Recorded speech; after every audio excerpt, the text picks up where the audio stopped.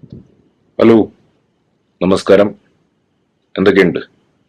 അപ്പൊ ഇന്ന് നമ്മൾ UFC MMA ലോകത്തിൽ നിന്ന് നേരെ ബോക്സിങ്ങിന്റെ ലോകത്തിലേക്ക് ചാടാൻ പോവാണ്. അറിഞ്ഞു കാണുമല്ലോ, നമ്മുടെ റയാൻ ഗാർസിയ വേഴ്സസ് ഡേവിഡ് ഹെയ്നി, ഇവരുടെ ബോക്സിംഗ് മത്സരം നടന്നിരുന്നു. അതായത് രണ്ടുപേരും ഉഗ്രൻ പ്രൊഫൈലുള്ള ബോക്സേഴ്സ് ആയിരുന്നു. ഹൈ ലെവൽ ബോക്സിംഗ് ആയിരുന്നു. 12 റൗണ്ട്സ്. ഓക്കെ. അപ്പൊ അതില് രണ്ടുപേർക്കും വെറും വെറും 25 വയസ്സേ ഉള്ളൂ. അത്ര ചെറുപ്പത്തിൽ തന്നെ ഇത്രയും ഹൈ ലെവലിൽ എത്തിയിരിക്കുകയാണ്. അത് മാത്രമല്ല, എനിക്ക് തോന്നുന്നു റയാൻ ഗാർസിയ ഇപ്പൊ ഇതും കൂടെ കൂട്ടി ഏതാണ്ട് 24-25 ഫൈറ്റ്, അതില് ഒരെണ്ണം മാത്രമേ തോറ്റിട്ടുള്ളൂ. ഒരു ഫൈറ്റ് മാത്രമേ തോറ്റിട്ടുള്ളൂ. ഡേവിഡ് ഹെയ്നി ഏകദേശം 31-32 ഫൈറ്റ് ആണ്. കൃത്യമായിട്ട് എനിക്കറിയത്തില്ല, ഏകദേശം അത് റേഞ്ചിൽ വരും. അതില് ആദ്യത്തെ തോൽവിയാണിത്. ന്യൂസ് കിട്ടിക്കാണുമല്ലോ, റയാൻ ഗാർസിയ ആണ് ബോക്സിംഗ് ഫൈറ്റ് ജയിച്ചത്. അതായിരുന്നു ആദ്യത്തെ തോൽവി ഹെയ്നിയുടെ. അപ്പം ബെൽറ്റ് ഇപ്പോഴും പക്ഷെ ഹെയ്നിയുടെ കയ്യിൽ തന്നെയാണ്. കാരണം റയാൻ ഗാർസിയ വെയിറ്റ് മേക്ക് ചെയ്തില്ല. നമ്മൾ വെയിറ്റ് കട്ടിനെ കുറിച്ചിട്ട് വീഡിയോ ഇട്ടിരുന്നല്ലോ അത്. അപ്പൊ ആ വെയിറ്റ് പുള്ളിക്കാരന് കട്ട് ചെയ്യാൻ പറ്റിയില്ല. ഏതോ 3 പൗണ്ട് മാത്രമോ കൂടുതലായിരുന്നു. അപ്പൊ അതിനൊരു ഫൈൻ അടച്ചാൽ മതി. രണ്ട് കളിക്കാർക്കും ഓക്കെ ആണെന്നുണ്ടെങ്കിൽ ഫൈറ്റ് മുന്നോട്ട് പോകും. അങ്ങനെ ഫൈറ്റ് മുന്നോട്ട് പോയി. ആ ഫൈറ്റിൽ അങ്ങനെ റയാൻ ഗാർസിയ ജയിക്കുകയായിരുന്നു. അതൊരു 7ാമത്തെ റൗണ്ട്, 10ാമത്തെ റൗണ്ട്, 11ാമത്തെ റൗണ്ടിൽ ഒരു ഇടി കൊണ്ട് താഴെ വീഴുമായിരുന്നു ഡേവിഡ് ഹെയ്നി. അതിലേറ്റവും മുൻതൂക്കം നിന്ന് റയാൻ ഗാർസിയയുടെ ലെഫ്റ്റ് ഹുക്ക് ഉണ്ടല്ലോ, ഹുക്ക്. അതെ, നമ്മുടെ അലക്സ് പെരേര അടിക്കുന്ന അതേ ഹുക്ക് തന്നെ. മൈ ഡിയർ ഫ്രണ്ട്സ്, എന്റെ സത്യം പറഞ്ഞാൽ ബോക്സിങ്ങിൽ ഏറ്റവും പ്രിയപ്പെട്ട 2 അറ്റാക്സ് എന്ന് പറഞ്ഞാൽ ജാബും ക്രോസുമായിരുന്നു. പക്ഷെ ഇപ്പൊ എനിക്ക് ഈ ഹുക്കിനോട് വല്ലാത്തൊരു പ്രേമം തോന്നുവാണ്. ഒരു വളരെ രസകരമായിട്ടുള്ള ഒരു അറ്റാക്കാണത്.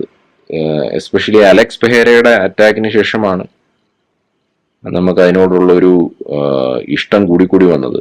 അപ്പം ഈ അലക്സിനെ പോലെ തന്നെ റയാനും ഉഗ്രൻ ഫോഴ്സോട് കൂടിയാണ് ഹുക്ക് ചെയ്യുന്നത്, ലെഫ്റ്റ് ഹുക്ക് ഇങ്ങനെ വരുന്നവര്. അപ്പം ഈ ജാബിലും ക്രോസിലും ശരീരത്തിന്റെ ഒരു ഫുൾ ഫോഴ്സ് വരുന്ന പോലെ നമുക്ക് ഫീൽ ചെയ്യും. ഫുൾ ബോഡി, ആ കാലിൽ നിന്ന് ഇരച്ചു കയറി വരുന്ന ഒരു ഫോഴ്സ് ഉണ്ട്. പക്ഷെ ഹുക്കിനകത്ത് അങ്ങനെ ഫുൾ ബോഡി പവർ വരുന്നുണ്ടോ നമുക്കറിയത്തില്ല. ആ ഒരു ശരീരത്തിന്റെ ഒരു സൈഡ് മാത്രമാണ് വരുന്നത്. പിന്നെ ഷോൾഡർ, ഫോർ ആംസ്, ലാറ്റ്സ്. പക്ഷെ എന്നാലും അതൊരു ട്രമെൻഡസ് ഫോഴ്സ് ജനറേറ്റ് ചെയ്യുന്നു.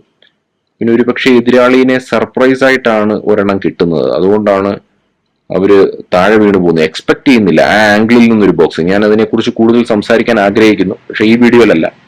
അപ്പൊ എന്തായാലും റയാൻ ഗാർസിയയുടെ ലെഫ്റ്റ് ഹുക്ക് ആണ് പണി പറ്റിച്ചത്. ഹെയ്നി കുലുങ്ങിപ്പോയി, ഷേക്കായി പോയി. ഓഫ് കോഴ്സ് പുള്ളിയുടെ എൻറ്റയർ കരിയറിൽ പുള്ളി ഇങ്ങനെ കുലുങ്ങിയിട്ടില്ല. അതുകൊണ്ടാണല്ലോ തോറ്റത്. അപ്പോ നമുക്ക് ഞാൻ ഫോട്ടോസൊക്കെ ആഡ് ചെയ്തിരുന്നു, നിങ്ങൾ ശ്രദ്ധിച്ചു കാണും. ഒരു ഹുക്ക് അടിക്കുമ്പോഴേ, ഗാർസിയ ഹുക്ക് അടിക്കുമ്പോൾ ഷോൾഡർ ഇങ്ങനെ തള്ളി നിൽക്കുന്നുണ്ട്. ഒരു പക്ഷെ എനിക്ക് ചിലപ്പോഴൊക്കെ തോന്നാറുണ്ട്, ഹുക്ക് അടിക്കുമ്പോൾ ഷോൾഡറിനാണ് നല്ല പവർ വേണ്ട പോലെ. നമുക്കൊരു ആഴത്തിൽ നോക്കിക്കഴിഞ്ഞാൽ ഷോൾഡർ നല്ല ഫോഴ്സിലാണ് വരുന്നത്. അപ്പൊ ആ ഫോഴ്സിൽ ഹുക്ക് അടിക്കണം എന്നുണ്ടെങ്കിൽ നമ്മളുടെ ഷോൾഡർ നല്ല പവർഫുൾ ആയിരിക്കണം. അപ്പൊ എന്തായാലും കൺഗ്രാറ്റ്സ് റയാൻ ഗാർസിയ. റയാൻ ഗാർസിയയുടെ മറ്റൊരു ഫ്ലാഷ് ബാക്ക് ഉണ്ട്. അദ്ദേഹം ഇതിനു മുമ്പ് ജെർവോണ്ടെ ഡേവിസിന്റെ കൂടെ ആയിരുന്നു ബോക്സിങ്. അതായിരുന്നു ആദ്യത്തെ തോൽവി. ജെർവോണ്ടെ ആണ് ജയിച്ചത് അതിനകത്ത്. അപ്പൊ ഈ ഹൈറ്റിലും മറ്റൊന്നും ഒരു കാര്യവുമില്ല. ഒരുത്തന്റെ പവറും പ്രാക്ടീസിലും ടെക്നിക്കിലും ഒക്കെയാണ് കാര്യം. ജെർവോണ്ടെ എന്ന് പറഞ്ഞ ബോക്സറിനെ നിങ്ങൾ കണ്ടിട്ടുണ്ടോ? ഹൈറ്റൊക്കെ വളരെ കമ്മിയാണ്, ഒന്നും കാര്യമൊന്നുമില്ല. ഗാർസിയനെ അടിച്ച് നിലംപരിശാക്കി കളഞ്ഞു. ബോഡി ഷോട്ട് ആയിരുന്നു, ബോഡി ഷോട്ട്. കൈയൊക്കെ ഉരുക്കായിരിക്കും. ഹൈറ്റിൽ, അതാ ഞാൻ പറഞ്ഞ, ഹൈറ്റിൽ കാര്യമില്ല, മനസ്സിലായില്ലേ? പവറും ടെക്നിക്, പ്രാക്ടീസ്, ഹാർഡ് വർക്ക്, അതാണ് കോമ്പാറ്റ് സ്പോർട്സ്. അപ്പൊ എന്തായാലും ജെർവോണ്ടയുടെ കൂടെ കളിച്ചപ്പോഴാണ് ഗാർസിയുടെ ആദ്യത്തെ പരാജയം. എനിക്ക് തോന്നുന്നു ഇനിയും Garcia versus Gervonta we have to run it back. ഇനി രണ്ടാമതൊരു ഫൈറ്റ് നടത്തണം. പൊളിക്കും, അത് സൂപ്പർ ആയിരിക്കും. കമന്റ് ചെയ്യുക. Bye guys, take care.